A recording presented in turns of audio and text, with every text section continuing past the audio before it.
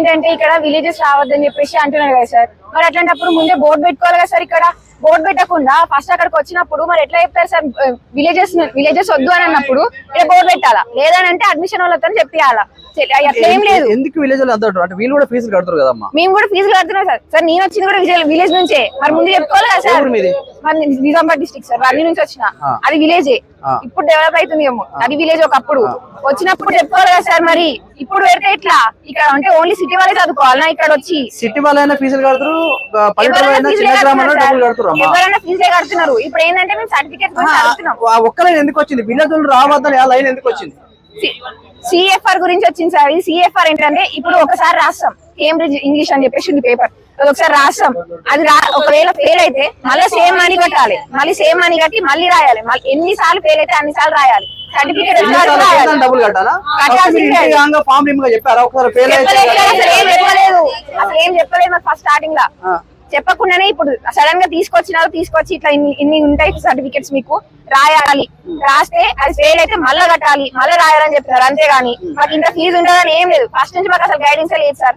Certificates గురించి చెప్పాలి, చెప్పకుండా డైరెక్ట్ స్టార్టింగ్ మాయమాటలు చేసి ఫామ్ తర్వాత ఫెయిల్ అయితే ఎన్నిసార్లు ఫెయిల్ అయితే అన్నిసార్లు ఫీజు డబ్బు కట్టించుకొని మేము లాగా చేస్తారు. Training certificate sir, training certificates కి ఇంత ఉంటదని చెప్పలేదు మాకు సపరేట్ గా. అది ఎట్లా అంటే ట్రైనింగ్ క్లాసెస్ కి సపరేట్ ఉంది, ఎగ్జామ్స్ కి సపరేట్ ఉంది, మాకు అది చెప్పలే. అండ్ మళ్ళీ ప్లేస్మెంట్స్ ఒకటి, ప్లేస్మెంట్స్ ఇంటర్న్షిప్ లో ముంచేసినారు మమ్మల్ని. Bengaluru interns valley company sir. అది చాలా మంది ఎంసీఏఎంబీ నుంచి చాలా మంది వెళ్ళినాం. రిటర్న్ 1 month లో రిటర్న్ వచ్చేసాం సార్. అందరం అక్కడ పడలేక అక్కడ ఒక్కొక్కరికి 30,000 పైన ఖర్చు అయింది. మీరు అంటే మీ జాబ్ కోసం బయటకు వెళ్ళారా? Internship sir 3 months. అది 3 months ఇంటర్న్షిప్. అది అక్కడ ఏంది మొత్తం దగ్గర 30,000 ఖర్చు అయింది. ఇక్కడికి వచ్చి మాకు ఇట్లా అవుతుంది మ్యామ్ అని చెప్పేసి చెప్తుంటే మేమే తప్పు చేస్తామని చెప్పేసి చెప్తున్నారు. మొత్తం అయిపోయి లేదు, శాలరీ ఇస్తామన్నారు, శాలరీ ఇవ్వలేరు. మొత్తం అన్ని స్టార్ట్అప్ కంపెనీస్ అవన్నీ 30,000 మాకు ఖర్చు అయినాయి సార్.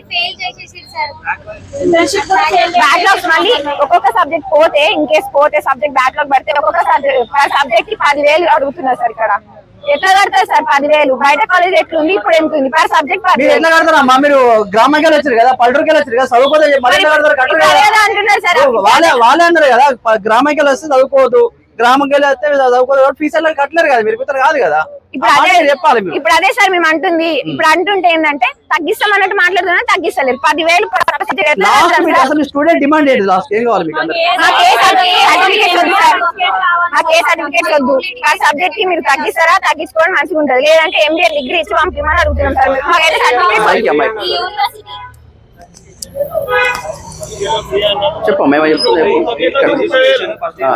సార్ మాకు ఇప్పుడు ఎలాంటి సర్టిఫికేట్స్ వద్దు, మాకు ఓన్లీ మా డిగ్రీ సర్టిఫికేట్ ఒకటి ఉంటే చాలు.